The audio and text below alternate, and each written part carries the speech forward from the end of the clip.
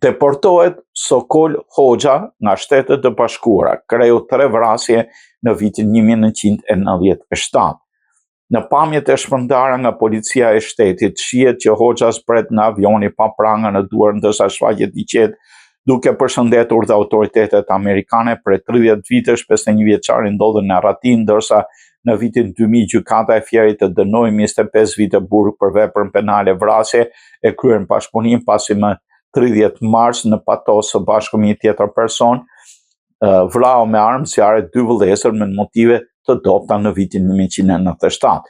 Si rezultati i bashkëpunimit të ngushtë nëpërmjet Shërbimit të Sigurisë Diplomatike të Ambasadës Amerikane, Departamentit të Policisë Kriminale, Interpol Tiranës, Interpol Washingtonit, Interpol Manchester dhe Interpol Brukselit në kuadër të operacionit Globi, u finalizua procedura për deportimin të shtetasit të arrestuar në Ohio më 5 maj 2026. Sokol Hoxha, 51 vjeç, është i lindur në Fier. Në vitin 2000 është dënuar nga gjykata e Fierit, sikurse thamë, 25 vjet burgim për veprën penale vrasje të kryer në bashkëpunim.